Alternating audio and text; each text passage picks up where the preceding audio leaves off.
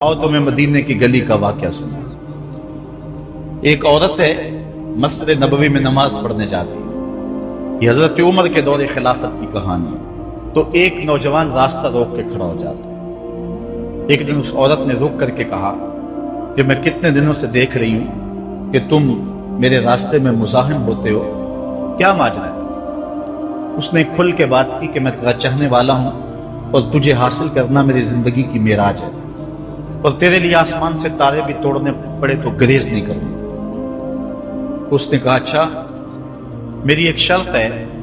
उसने कहा बताओ, जल्दी बताओ, लब खोलो, मैं अभी पूरी कर दूंगा। कहा नहीं, छोटी सी बात है, 40 दिन तक हजरत उमर के पीछे नमाजें पढ़ लो। उसके बाद 40वें दिन की आखिरी नमाज के बाद इसी वक्त मैं तुम्हारा इंतजार करूंगी, फिर जिधर कहोगे चल पड़ेंगे।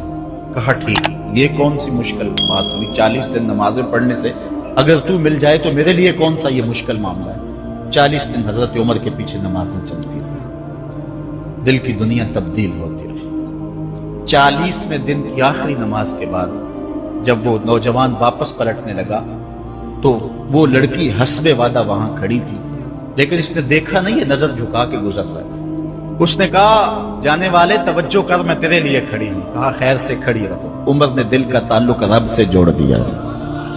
अगर मेरे पीछे एक बंदा 40 साल नमाज पढ़ता रहे और उसमें तब्दीली पैदा नहीं हो तो फिर मुझे शर्म आनी चाहिए कि नहीं आनी चाहिए? यार ये तो मैं एक इमाम की बात सुनाई है। आओ तुम्हें दिल्ली के एक मांगत की कहानी सुनाऊं। दिल्ली की जामिया मस्जिद की सीढ़ियों पे एक मांगने वाला बैठा हुआ है। एक बहुत बड़ा अंग्रेज अफसर मस्जिद की विजिट के लिए आया। उसने हाथ फैला दिया। उसने अपनी जेब से पर्स निकाल करके चंद रुपए उसकी जेब में रखे। दोबारा जब पर्स डालने लगा तो पर्स गिर गया। उस मांगने वाले ने वो पर्स उठा के संभाल लिया। खैर कुछ वक्त गुजरा। 1 साल के बाद दोबारा वही अफसर उस मस्जिद की ज़ियारत के लिए, मस्जिद को देखने के लिए, सैर के लिए दोबारा आया। तो फकीर ने पहचान लिया कि ये वही है। उसने कहा बाबूजान जरा 2 लम्हों के लिए रुकना। कहा क्या माजरा है? कहा बस 2 लम्हों के लिए। दौड़ के गया, अपनी कुटिया से वो पर्स निकाल के ले आया और उसके हाथ में कहा कि पिछले साल आप आए थे, आपका ये पर्स गिर गया था आपकी जेब से। मैं ढूंढता रहा लेकिन आप नहीं मिल पाए। मैंने संभाल के रखा था कि शायद दोबारा कभी मिले तो मैं उनको दे दूंगा। उसकी आंखें फटी की फटी रह गई। उसने कहा जो टगा टगा मांग रहा है, इतना कीमती पर्स और इसमें इतनी रकम, वो आसूदा जिंदगी गुजार सकता था, तो ये पर्स वापस क्यों कर रहा है? उसने कहा मांगने की बात और है, लेकिन यहां माजरा और। उसने कहा क्या माजरा है? उसने कहा कि अगर तेरा पर्स मैं संभाल लेता, रख लेता, काम आ जाता, 4 दिन की जिंदगी ऐश से गुजर जाती। लेकिन मसला ये नहीं है। मसला यह तू ईसाई है और मैं हुजूर का गुलाम हूं। कल क़यामत के दिन अगर तेरे नबी हजरत ईसा ने मेरे नबी के सामने शिकायत लगा दी कि आपके उम्मती ने मेरे उम्मती का पर्स चुराया था, तो फिर मेरे नबी को तेरे नबी के सामने शर्मिंदगी उठानी पड़ेगी। तो मैं मांगत जरूर हूं, बेगैरत नहीं हूं कि अपने नबी को तेरे नबी के सामने शर्मिंदा करूं। ये तो मांगतों की कहानी है। आज तो बादशाह लूट रहे हैं, आज तो पेट भर ही नहीं रहे हैं और हम कहते हैं टुकड़े टुकड़े कर देंगे। ये जुबानी दावे हैं, जमा खर्चे हैं। ऐसा नहीं होगा। आओ अपने अंदर तब्दीली पैदा करें। हम अपनी माजी की तारीख पढ़ते हैं तो हैरत ज़दा हो जाते हैं। लोगों में कितनी अखलाकी बुलंदी थी, आज हमारे अखलाक लुट गए। आज हमारा किरदार नहीं रहा। हम मदीने की गली में फिर दोबारा चलते हैं। हजरत उमर रज़ी अल्लाह ताला अन्हु का दरबार लगा है। एक शख्स को पकड़कर लोग ले आते, एक शख्स ने हमारे बाप को कत्ल कर दिया। हजरत उमर रज़ी अल्लाह ताला अन्हु ने पूछा क्या माजरा है भाई? उसने कहा जी वाकई में इनके बाप का कातिल हूं, लेकिन मैंने कस्तन कत्ल नहीं किया। हुआ ये कि मैं एक मुसाफिर हूं, जा रहा था, रास्ते के अंदर सब्ज चरागाह थी, मेरा ऊंट भूखा था, इस चरागाह में दाखिल हो गया। इसके बूढ़े बाप ने पत्थर उठाया और मेरे ऊंट को मारा। उसकी आंख निकल गई। मुझे बड़ा गुस्सा आया। मैंने वही पत्थर उठाकर इसके बाप को दे मारा, लेकिन वो ऐसे टिकाने पे लगा कि इसका बाप फौरन फौत हो गया। मेरा कस्द और इरादा नहीं था, लेकिन बहरहाल मैं इस बात का इकरारी हूं कि मैंने इसके बाप को कत्ल कर दिया है। आप जो हुक्म सुनाएं मैं उसको कबूल करूंगा, लेकिन मैं एक मोहलत मांगता हूं कि मेरे दोस्त, मेरे भाई की कोई रकम मेरे जिम्मे है, मेरे पास उसने अमानत रखी हुई है और वो मुझे पता है कि मैंने कहां छुपा के रखी है। अगर आप फैसला कर देते और मेरी गर्दन काट दी जाती है तो वो अमानत जो मैंने रखी हुई है संभाल करके, मेरे अलावा कोई जानता भी नहीं है, तो वो उस तक कौन पहुंचाएगा। अगर आप मुझे 3 दिन की मोहलत दे दें तो मैं जाकर के उसकी अमानत उसको वापस करके फिर वापस आऊंगा, फिर ये फंदा फांसी का मैं अपने गले में डलवाने के लिए तैयार हूं। हजरत उमर रज़ी अल्लाह ताला अन्हु ने फरमाया कि कोई शख्स तेरी जमानत दे दे तो हम तुझे छुट्टी देने के लिए तैयार हैं। उसने दाएं बाएं देखा, पूरे मदीने में उसका कोई शनासा ही नहीं था, वाकिफ ही नहीं था, एक अजनबी शख्स था। हजरत अबू ज़र गफारी खड़े हो गए, कहा हजरत उमर मैं इसकी जमानत देता हूं। जमानत दे दी गई, वो चला गया। तीसरे दिन वादे का जो वक्त था, लोग जमा हो गए, दरबार लग गए, अभी तक आने वाला नहीं आया। लोगों ने कहा अबू ज़र तूने गलती की है, एक अजनबी की जमानत दी और अभी तक वो नहीं आया। और मियां साहब फरमाते हैं एक बार जो फाई उड़ जाते और फिर कदी ना फंस देते। जाहिर है वो चला गया, वापस तो नहीं पलट के आएगा, उसे पता है कि आगे सीधी सीधी मेरी मौत है, तो तुमने ये क्या गलती की। खैर आपने फरमाया कि अगर वो ना आया तो ये फांसी का फंदा मेरे गले में डाल लेना, लेकिन बहरहाल मैंने उसकी जमानत दी। कुछ अरसा बीता कि दूर से गर्दो गबार उड़ता हुआ दिखाई दिया। जब सूरत वाज़ेह हुई तो वही शख्स था।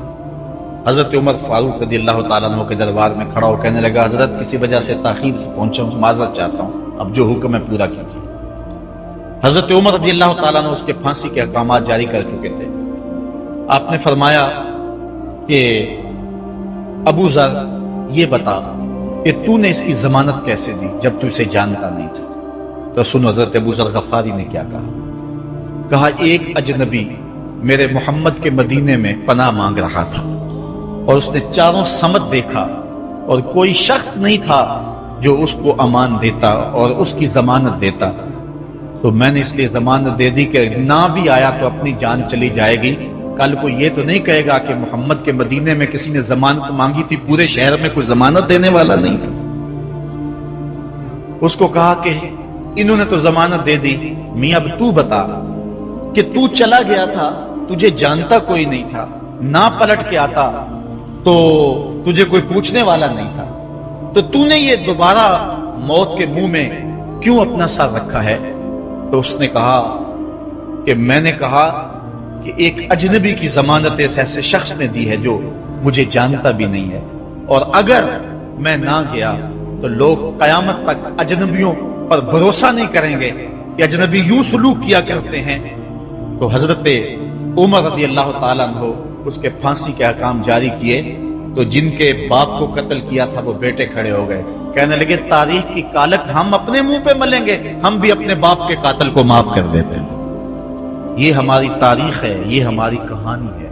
लेकिन आज हम किस जगह पे खड़े हैं और क्या हमारी सूरत हाल है, ना हमारा किरदार रहा और ना हमारा कोई तशख्खुस रहा। आज हमने अपना तशख्खुस भी मिटा के रख दिया, अपने तर्ज़े जिंदगी भी बदल दी, ना हमारी बातन की वो रोशनी रही, ना ज़ाहरी वो सूरतें रही कि हम पहचाने जाएं कि हुजूर के गुलाम हैं, बल्कि आज भांत भांत की बोलियां बोल रही। इकबाल ने क्या कहा था, अपनी मिल्लत पर क़यास कवाम मग़रब से न कर, खास है तरकीब में तुझे कौम रसूल हाशमी। बल्कि आज फैशन के तौर पर यह कहा जाता है जी आजकल दीन पर चलना बड़ा मुश्किल है। ये आप भी सुनते होंगे, लोग कहते हैं जी आजकल दीन पर चलना बड़ा मुश्किल है। ये कौन कह रहा है? जो मस्जिद में आता है तो मौसम के मुताबिक गर्म और सर्द पानी दस्तयाब है, उसके लिए माहौल है, उसके लिए खूबसूरत कालीन बिछे हुए हैं, मखमली मुसल्ले रखे हुए हैं, जो नरम और गदाज मुसल्लों पे पेशानी रख करके सजदा करता है, वो बतौर फैशन कह रहा है जी आजकल दीन पे चलना बड़ा मुश्किल है। मैं इसके जवाब में कहा करता हूं, मियां तेरे लिए मुश्किल है या करबला वाले हुसैन के लिए मुश्किल था? उन्होंने तो नहीं कहा कि दीन पे चलना मुश्किल है। तेरे लिए मुश्किल है दीन पे चलना, यह हजरत बिलाल हबशी के लिए मुश्किल था, जिन्होंने तपती हुई रेत पे सजदे किए। گلے میں رسا ڈال کر کے گھسیٹا گیا اور انہیں پاؤں میں زنجیریں ڈال کر کے مکے میں کھینچا گیا، ہاتھوں اور پاؤں میں میخیں ٹھونک دی گئی، چکی پسرائی گئی، لیکن بلال ہے کہ آگے مسکرا رہے ہیں۔ کسی نے گزرتے ہوئے کہا بلال عجیب تماشا ہے، عجیب کہانی ہے کہ وہ تمہیں مار رہے ہیں اور تم آگے سے مسکرا رہے ہو۔ تو سنو حضرت بلال نے کیا جواب دیا۔ حضرت بلال فرمانے لگے میاں تم جاؤ نا بازار میں مٹی کا برتن بھی خریدنے، تو اس کو بھی ٹھونک بجا کے دیکھتے ہو کہیں کچا تو نہیں ہے، اس کی آواز تو خراب نہیں ہے۔ کہا تم تو مٹی کا پیالہ بھی خریدو تو ٹھونک بجا کے دیکھتے ہو کہیں کچا تو نہیں ہے، میرا مالک مجھے خرید رہا ہے، دیکھ رہا ہے بلال کہیں کچا تو نہیں ہے۔ میں کہتا ہوں مالک کھال ادڑ بھی جائے گی، حق حق کی آوازیں ختم نہیں ہوں گی۔ زخم پہ زخم کھا کے جی خون جگر کے گھونٹ پی، آہ نہ کر لبوں کو سی یہ عشق ہے دل لگی۔ تو یہ ایک دین گریزی ہے، یہ عمل گریزی ہے۔ جی آج کل بڑا مشکل ہے، پہلی بات ہے مشکل ہو بھی تو ہمارے پاس کوئی دوسرا آپشن موجود نہیں ہے۔ ہم ان لوگوں کی کہانیاں بھول سکتے ہیں کہ جنہوں نے اس دین کے راستے کے اندر دکھ بھی سہے، ان کو ٹکڑے بھی کر دیا گیا، ان کو 2 اونٹوں کی پچھلی ٹانگوں سے باندھ کر کے 2 ٹکڑوں میں بانٹ بھی دیا گیا، لوہے کی کنگھیوں سے بدن چھیدے بھی گئے، ہڈیاں توڑی بھی گئی، آگ میں ڈالا بھی گیا، جلتے اور کھولتے تیل میں پھینکا گیا، لیکن انہوں نے رب کا نام نہیں چھوڑا، رسول کا نعرہ نہیں چھوڑا۔ اور آج ہم کہتے ہیں جی بڑا مشکل ہے آج کل دین پہ چلنا، اور یہ مولویوں نے مشکل بنائی ہوئی ہے، یار دین اتنا بھی مشکل نہیں ہے، یہ کوئی بات نہیں ہے۔ ہم سر سے لے کر پاؤں تک اسلام میں داخل ہو، یہ ہمارے رب کا ہم سے یہ تقاضا ہے، یا ایھا الذین آمنوا ادخلوا فی السلم کافہ، اے ایمان والو دین میں پورے داخل ہو جاؤ، پورے داخل ہو جاؤ۔ تو ہماری وضاحت، انداز زندگی، طرز معاشرت یہ بتائے کہ تم حضور کے غلام۔ جو غیروں کے طرز زندگی کو اپنا رہا ہے اور ان کو جو ہے وہ پسند کر رہا ہے، وہ سوچے اپنے اندر اترے اور مت کسی کے دھوکے میں رہے۔ میں کہتا ہوں آج اگر کوئی یہ میٹرک پڑھے لڑکے بھی یہ سکول کھول لیتے ہیں، گلی میں محلے میں 200 بچے لے کر کے بیٹھ جاتے ہیں اور ان کو بھی ایک باقاعدہ یونیفارم دیتے ہیں، اس طرح کی ٹائی ہوگی، اس طرح کی شرٹ ہوگی، اس طرح کے بوٹ ہوں گے، گرمیوں میں اس طرح کا لباس ہوگا، سردیوں میں اس طرح کا لباس ہوگا۔ کبھی کسی نے نہیں کہا کہ یہ کیا قدغن لگاتے ہو؟ جس طرح کا بچہ لباس پہننا چاہے اس کو آزادی ہونی چاہیے، یہ کیا تم نے ایک خاص لباس متعین کر دی ہے؟ کہتے ہیں جی ان کا نظام ہے نا، ایک سکول ہے اور یونیفارم ہے اس کا۔ یار ایک پرائمری سکول کا بھی یونیفارم ہوتا ہے، تو کیا محمد عربی کے دین کا کوئی یونیفارم نہیں ہے؟ حضور علیہ السلام کی زندگی، حضور علیہ السلام کے شب و روز اور حضور علیہ السلام کا انداز معاشرت، حضور کی وضع کرتا حضور کا لباس، یہ اپناؤ اور یہی زندگی کا حسن ہے۔ اسلام کے حوالے سے معذرت خواہانہ رویہ ترک کر دینا چاہیے۔ اور آج ہمارے جو ہے وہ محراب و منبر کے جو وارثین ہیں انہوں نے بھی مسالت کر لی ہوئی ہے، یہ کوئی بات نہیں ہے۔ اسلام صرف زبان سے اسلام کہہ دینے کا نام نہیں ہے۔ چمی گوہم مسلمانم بلرزم کہ دانم مشکلات لا الہ۔ جب میں کہتا ہوں میں مسلمان ہوں تو کانپ جاتا ہوں، اس لیے کہ لا الہ الا اللہ کے تقاضوں کو سمجھتا ہوں۔ جب بیعت عقبہ ثانیہ ہوئی ہے تو حضرت اسد بن زرارہ کھڑے ہو گئے، جب صحابہ حضور سے بیعت کرنے لگے، 70 تعداد تھی ان کی، تو حضرت اسد بن زرارہ خزرجی کھڑے ہو گئے اور ان کو کہا کہ اے انصار، ان سے بیعت کرنے سے قبل سوچ لو، یوں ہی بے توجہی میں ہاتھ نہ بڑھا دینا، بے خبری میں یوں ہی ایسے ہی ہاتھ نہ بڑھا دینا، پہلے سوچ لو۔ بیعت کرنے کا مقصد یہ ہے تمہیں جو ہے وہ وقت کے جبر کے ساتھ پورے عرب کے ساتھ ٹکر لینا ہوگا، جو بھی کفر کے نظام کا حصہ ہے تم اس کے ساتھ ٹکراؤ کرنا ہوگا، اور حتیٰ کہ تمہاری کھال بھی ادھیڑ دی جائے گی، سخت تلواروں سے تمہارے کلیجے چبائے جائیں گے۔ اگر تم اس کے لیے تیار ہو تو پھر آؤ بیعت کرو۔ یہ نہیں ہے کہ بس تم کہہ لو کہ ہم مسلمان اور بس کافی ہے، نہیں۔ چمی گوئے مسلمانم بلرزم کہ دانم مشکلات لا الہ۔ آج ہمیں اس سمت بھی آنے کی ضرورت ہے، اس انداز سے دیکھنے کی ضرورت ہے کہ ہم سر سے لے کر پاؤں تک اسلام کے سانچے میں آئیں۔ ہمارے اصلاح کے حوالے سے ایک اہم پوائنٹ جس پر میں آپ کی توجہ دلانا چاہتا ہوں وہ یہ ہے کہ فرائض و واجبات کو ترجیحی بنیادوں پہ رکھیں۔ آج بطور مسلم ہمارا جو رویہ ہو چکا ہے، ہم مستحبات اور مباحات کے پیچھے پڑے ہوئے ہیں، اور اس کے مقابلے میں جو سنن، فرائض اور واجبات ہیں ان کی پرواہ چھوڑ چکے ہوئے۔ دین میں کتنے امور ہیں جو صرف مباح کی حد تک ہے، کر لو تو ٹھیک، نہ کرو تو پھر بھی ٹھیک، اور کتنے امور ایسے ہیں کہ جو صرف استحباب کے زمرے میں آتے ہیں۔ لیکن ہم کتنی چیزوں کو اس انداز سے گلے لگائے ہوئے ہیں کہ جس کا فرض ہو، اور اسلام کے اہم فرائض اور اسلام کی اہم واجبات ان کو ہم ترک کیے ہوئے۔ ساری رات ہم محفل میں جاگ لیں گے، فجر کی نماز نہیں پڑھیں گے تو کیا فائدہ ہوگا؟ ہم حضور علیہ السلام کے میلاد پہ جھنڈیاں بھی لگا لیں گے، سب کچھ کر لیں گے، لیکن حضور علیہ السلام کی سنت سیرت کو ترک کر دیں گے، تو بتاؤ کہ اس سے کیا حضور کی رضا میں حاصل ہو جائے گی؟ ہاں، اگر فرائض کی ادائیگی کے بعد ان کاموں کو کرو تو یہ تمہارے لیے بہتری کا سامان ہے۔ آؤ اس پر ایک دو روایات آپ کے سامنے رکھوں۔ ایک طرف حضور علیہ السلام سے محض محبت کا دعویٰ ہے، اور ایک حضور علیہ السلام کے دیے ہوئے دین کو اور حضور علیہ السلام کے پیغام کو اپنانا ہے، بلکہ ایک طرف اپنی طرف سے اظہار محبت اور وہ سچائی ہو، اور دوسری طرف حضور کا حکم ہو تو حکم ترجیح پا جائے گا۔ حضرت عبداللہ ابن رواحہ رضی اللہ تعالی عنہ یہ حضور علیہ السلام کے درباری شاعر ہیں۔ ویسے تو 34 سے 35 لوگ حضور علیہ السلام کی باقاعدہ نعت خوانی کرتے تھے، ویسے تو ہر صحابہ حضور کا نعت خواں تھا، لیکن یہ باقاعدہ حضور کی ثنا کیا کرتے تھے۔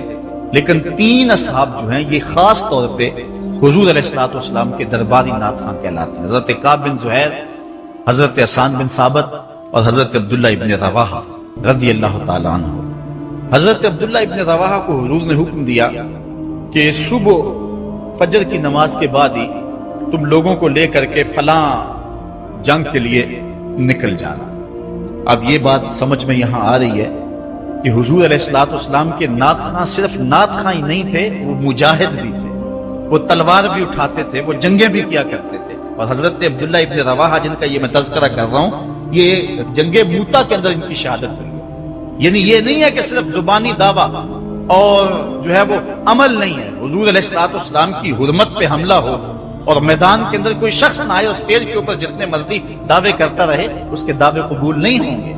تو اب حضرت عبداللہ ابن رواحہ رضی اللہ تعالیٰ عنہ کا عمل دیکھیے، نعت خواں بھی ہیں اور مجاہد بھی ہیں۔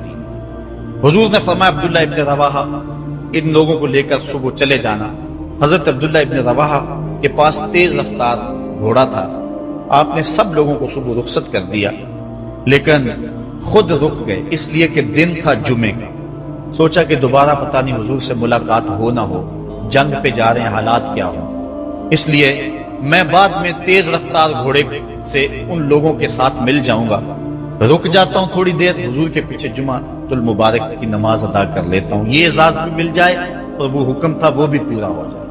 تو حضرت عبداللہ ابن رواحہ رضی اللہ تعالی عنہ نے نماز جمعہ ادا کی۔ حضور علیہ السلام نے فرمایا، اے عبداللہ بن رواحہ، میں نے تو تمہیں حکم دیا تھا کہ صبح تم چلے جانا، لیکن تم یہاں موجود ہو۔ عرض کی حضور میں نے یہ عزم کیا ہے کہ میں ان کے ساتھ شامل ہو جاؤں گا، لیکن رکا اس لیے ہوں تاکہ آپ کے ساتھ جمعۃ المبارک پڑھنے کی سعادت حاصل کر لوں۔ اب یہ سعادت چھوٹی نہیں تھی، حضور علیہ السلام کی اقتداء میں نماز، اور وہ بھی نماز جمعہ، کتنی بڑی سعادت ہے۔ لیکن حضور نے کیا فرمایا سنیے، اور اس مختصر سی بات سے بہت کچھ سمجھیے۔ حضور نے فرمایا، لو انفقت ما فی الارض جمیعا ما ادرکت فضل غدوتہم۔ اے ابن رواحہ، اگر تو زمات اس کے ضمن میں اگر جو ہے وہ محبت کے مظاہر بھی سامنے آ جائیں تو اس میں کوئی قباحت نہیں ہے۔ اور اس پر روایت حضرت عبداللہ بن قراد رضی اللہ تعالی عنہ سے، اور یہ صحیح بخاری میں موجود ہے، کہ آقا کریم علیہ السلام نے وضو فرمایا، اور وضو کا پانی زمین پر صحابہ گرنے نہیں دیتے، اپنے منہ پہ اور اپنے چہروں پہ مل لیتے ہیں۔ تو آقا کریم علیہ السلام نے فرمایا، ما یحملکم علی ھذا، صحابہ تمہیں اس بات پر کس شے نے ابھارا ہے؟ میرے وضو کے پانی کو جو تم زمین پر نہیں گرنے دیتے، تو اس کا سبب کیا ہے؟ تو حضرت عبد الرحمن بن قراد کہتے ہیں کہ صحابہ نے کہا، قالوا حب اللہ ورسولہ، اللہ اور اس کے رسول کے پیار نے ہمیں اس بات پہ ابھارا ہے۔ تو حضور علیہ السلام نے جو ارشاد فرمایا، اس عمل سے نفی نہیں کی، لیکن ساتھ حضور نے فرمایا، جو چاہتا ہے اللہ اور اس کا رسول اس سے پیار کرے، اور وہ اللہ اور اس کے رسول سے پیار کرے، اسے 3 چیزوں کا خیال رکھنا چاہیے۔ ایک، جب بھی بولے سچ بولے، اور جب بھی اس کے پاس کوئی امانت رکھے تو امانت کو ادا کرے، اور اپنے ہمسایوں کے ساتھ حسن سلوک کرے۔ یعنی اگر وہ اس مظاہرہ محبت میں شامل ہو گیا اور حضور کے وضو کا پانی اس کے ہاتھ سے مس ہو گیا اور اس نے برکت سے اپنے منہ کے ساتھ مل لیا ہے، تو اس کا یہ مطلب نہیں ہے کہ جو باقی اعمال ہیں ان سے ان کو چھٹی مل گئی۔ یہ مفہوم ہے اس حدیث کا۔ اگر کوئی بندہ محفل میلاد منعقد کر لیتا ہے، دیگر امور مستحبات کی ادا کرتا ہے، تو اس کا یہ مطلب نہیں ہے کہ اب نماز نہ پڑھے اس کو کوئی پرواہ نہیں ہے، وہ بخشا گیا ہے، جس طرح کہ آج کل ہمارے صنعت جو ہے تاثر دیتے ہیں کہ جو محفل میلاد میں آ گیا وہ بخشا گیا۔ اللہ تعالیٰ چاہے اس کے لیے کوئی مشکل نہیں ہے، لیکن جو دین ہے اس دین کو ہلکا کرنے والی بات ہے۔ بلکہ آج کل تو ممبر و محراب پر جنت و دوزخ کا مذاق اڑایا جا رہا ہے۔ ایک بندہ کہہ رہا ہے کہ ہوئے تو کیڑی جنت دا کرنا ہے تذکرہ۔ میں نے کہا میاں اسی جنت کا جس جنت کے لیے حضور لمبے لمبے ہاتھ اٹھا کے دعا مانگا کرتے تھے اور فرماتے جب اللہ سے مانگو تو جنت الفردوس مانگو۔ اور ایک بولا کہ مجھے دیکھ کر جہنم کو بھی آئے پسینہ۔ ہمارے استاد فرمایا کرتے تھے بیٹے تیرے منہ میں آج طوطی بولتا ہے جو مرضی کہہ لے، یہ تو کل قیامت کے دن پتا چلے گا کہ پسینہ کس کو آتا ہے، تجھے آتا ہے یا جہنم کو آتا ہے۔ ایک بولا کہ قبر دا خوف دے دے کے لوکی مینو ڈرانے نے۔ لوگ کون ہے ڈرانے والے؟ تبشیر اور تنذیر یہ نبی کا منصب ہے، نبی کی شان ہے۔ مبشر اور نذیر یہ نبی کی شانیں ہیں۔ حضور نے ڈرایا بھی ہے، حضور نے بشارت بھی دی ہے، لیکن اس بات کا منبر پہ بیٹھ کر کے تمسخر اڑایا جا رہا ہے اور لوگوں کو بے عملی کی طرف لے جایا جا رہا ہے۔ اس لیے آپ اس بات پہ غور کریں، اس بات پہ توجہ کریں۔ قیامت کے دن یہ لوگ کام نہیں آئیں گے، یہ پلہ چھڑا جائیں گے اور کہیں گے کہ جو ہے وہ ہم نے ان کو نہیں کہا تھا، بلکہ جو بت جن کو لوگ پوچھتے ہیں اور جن لوگوں کی لوگ پرستش کرتے ہیں وہ بھی کل قیامت کے دن کہیں گے کہ ان کو عقل نہیں تھی، ان کو سمجھ نہیں تھی، تو وہ عذر مقبول نہیں ہوگا کہ ہم ان کے کہنے پہ جو ہے وہ پوجا شروع کی۔ اس لیے اگر کوئی شخص تمہیں عمل سے بے رغبت کرنا چاہتا ہے اور تبشیر و تنذیر کو تمہاری نظر میں ہلکا کر دینا چاہتا ہے اور تم اس کے اس انداز سے عبادت کو ہلکا سمجھنے لگ جاتے ہو تو کل قیامت کے دن کوئی عذر مسموع نہیں ہوگا۔ اللہ نے عقل دی۔ انسان کا خسارہ کیا ہے؟ کہا قسم محبوب تیرے زمانے کی کہ بے شک انسان خسارے میں۔ ویسے آج کا انسان تو خسارہ مانتا نہیں، اپنے عمل سے رویے سے وہ اس بات کا انکار کرتا ہے میں تو خسارے میں نہیں ہوں، میں تو ہواؤں کے دوش پہ اڑتا ہوں، میں تو پانی کی تہ میں اترنے کے فن سے آشنا ہوں، میں تو ایٹم کا کلیجہ شک کر لیا ہے، میں تو چرخ پہ گھومتا ہوں، میں تو پانیوں کو مسخر کر لیا ہے، میں تو ہواؤں کو اپنی قید میں کر لیا ہے، میں تو چاند کی چھاتی رون چکا ہوں، میں تو مریخ کے سفر کی تیاریوں میں ہوں۔ میری زندگی کا حسن دیکھو، کہاں وہ گھاس پھونس کی جھونپڑیاں اور کہاں یہ عالی نصب محلات، کہاں کھانے کے لیے نان شبینہ بھی نہیں تھا اور کہاں ٹیبل پہ اتنے کھانے پڑے ہوتے ہیں کہ مشکل ہوتا ہے کہ کس کو کھائیں اور کس کو چھوڑیں، کہاں پہننے کے لیے پیوند لگے لباس ہوتے ہیں اور کہاں آج اتنے لباس ہوتے ہیں کہ موسم بدل جاتے ہیں اور لباس بدلنے کی باری نہیں آتی۔ یہ تاجپور کی سڑکیں دیکھو، یہ عالی نصب پلازے دیکھو، یہ میرے بنگلے، یہ میری کوٹھیاں، یہ لمبی لمبی گاڑیاں، یہ فراٹے بھرتے ہوئے جہاز، میں تو خسارے میں نہیں ہوں۔ آج کا انسان کہتا ہے اپنے رویے سے کہ میں تو خسارے میں نہیں ہوں، رب کہتا ہے محبوب تیرے زمانے کی قسم انسان خسارے میں۔ تو انسان تو خسارہ مانتا نہیں ہے اور اللہ کہتا ہے محبوب تیرے زمانے کی قسم یہ خسارے میں ہے، تو پھر خسارہ کیسا ہے؟ علماء فرماتے ہیں خسارہ انسانیت کا ہے، حیوانیت کا نہیں ہے۔ یہ اگر ہواؤں کے دوش پہ اڑتا ہے تو یہ انسانی کمال نہیں ہے، وہ تو مکھی بھی اڑتی ہے۔ اگر یہ پانی کی تہ میں اترنے کے فن سے آشنا ہے تو یہ انسانی کمال نہیں ہے، وہ تو مچھلی بھی اتر جاتی ہے۔ انسانی کمال کیا ہے؟ مروت، ہمدردی، بھائی چارہ، احساس، یہ ہے انسانی کمال، اور یہ بتدریج دم توڑ رہے۔ کیا بھائی بھائی کا گلا نہیں کاٹ رہا؟ کیا خون سفید نہیں ہو رہے؟ آج کا انسان دہشت گرد ہے، آج کا انسان ڈرون حملے کرتا ہے، تو کہا کہ انسانیت کی مروت دم توڑ رہی ہے، محبتیں ٹوٹ رہی ہیں۔ آج کا انسان کا گلا چیر کے فخر اور خوشی محسوس کرتا ہے۔ وہ کیا کسی نے کہا تھا گھر کی آگ بجھی تو کچھ سامان بچا تھا جلنے سے، سو وہ بھی ان کے ہاتھ لگا جو آگ بجھانے آئے تھے۔ تو آج کا انسان انسانیت کو توڑ رہا ہے، لیکن محبوب کے زمانے کا انسان دیکھنا ہو تو تمہیں ابو بکر عمر جیسے انسان ملیں گے، تجھے عثمان و علی جیسے لوگ ملیں گے، بلال حبشی اور ابو ذر غفاری جیسے لوگ ملیں گے۔ تو کہا قسم تیرے زمانے کی بے شک انسان خسارے میں۔ سیدنا علی المرتضیٰ رضی اللہ تعالیٰ عنہ فرماتے ہیں انسانی خسارے کا ایک پہلو یہ ہے کہ وہ اپنی سانسوں کے ذریعے اپنی زندگی توڑ رہا ہے۔ سمجھتا یہ ہے کہ میں بڑا ہو رہا ہوں، لیکن حقیقت یہ ہے کہ یہ چھوٹا ہو رہا ہے۔ یہ سانسیں یہ زندگی کو مختصر کر رہی ہیں، کاٹ رہی ہیں زندگی۔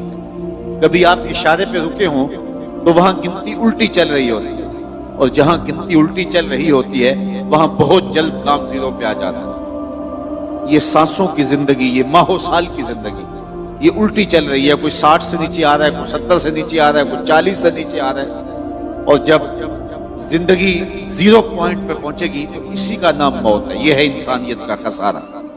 ایک بزرگ فرماتے تھے مجھے سمجھ نہیں آتی تھی کہ یہ جو قرآن نے کہا انسان خسارے میں ہے تو یہ خسارہ کاہے کا ہے۔ میں ایک دن سمرقند کے بازار سے گزر رہا تھا، وہاں ایک آدمی پھٹے پہ رکھ کے برف بیچ رہا تھا اور ساتھ آواز لگا رہا تھا، اور اس کی آواز کیا تھی؟ وہ کہہ رہا تھا ارحمو ارحمو من یذوبو راس مالہ، اور میرے پہ رحم کرو، میں ایک ایسا شخص ہوں جس کا راس المال پگھلتا جا رہا ہے، میں ایک ایسا شخص ہوں جس کا راس المال پگھلتا جا رہا ہے۔ آپ کپڑا بیچتے ہیں، آج گاہک نہیں ملا، ہو سکتا ہے کل 2 آنے میں